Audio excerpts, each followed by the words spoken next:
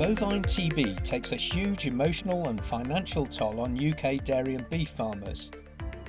It's also a disease that has become politicised over the years because it is government controlled. Around 40,000 cattle are slaughtered every year in England and Wales because of TB. It's easy to feel powerless against TB, but for all these differences, it's an infectious disease just like any other. Northants cattle vet Katie and client Tom discuss TB. TB is obviously a hugely worrying disease for any cattle farmer, dairy or beef. Farmers have often taken the view that it's a very difficult disease to control, which it definitely is, but there's almost a fatalistic approach that there is nothing they can do to control TB within their herd, and at some point it will happen and it will cause problems for the herd, and that just isn't true anymore. I feel you can take as much control of TB as humanly possible. Just generally look at what's around us to make small improvements just to reduce the chances of the encounter between livestock to livestock or livestock to wildlife. CHECS sets industry standards in cattle disease control across the UK and Ireland.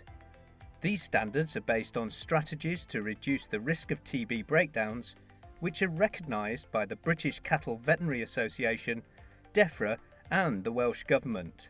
The standards offer two ways to act on this biosecurity advice.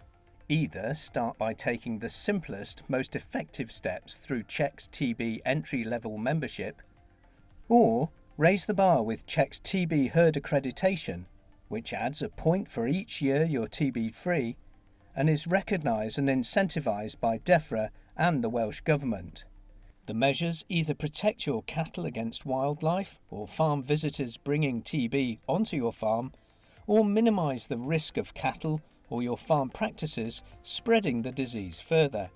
We were given advice to fence away from our neighbours, so no nose-to-nose contact. We used to have cattle enter the watercourse to drink, but we now put everything on water tanks. Just lifting up the general height of water troughs, feed buckets, salt licks, anything that can attract wildlife that could be a carrier to another farm, or vice versa. Not feeding out concentrated food before dark, feed it out in the morning, stuff like that, just to reduce the risk of wildlife coming into the shed and either bringing the disease in or taking it out.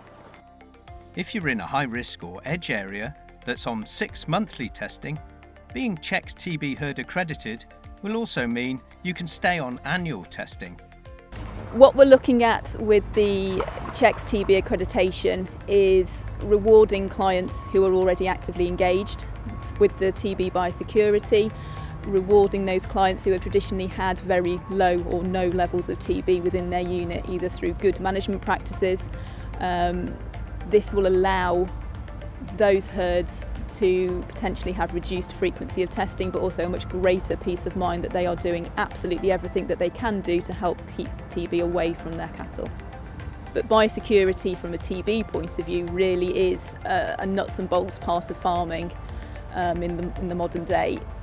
Find out how Checs Tb entry-level membership or Checs Tb herd accreditation could reduce your risk of a TB breakdown and bring you extra benefits. Visit the Checs website to find out a scheme provider that offers support in tackling disease in your herd.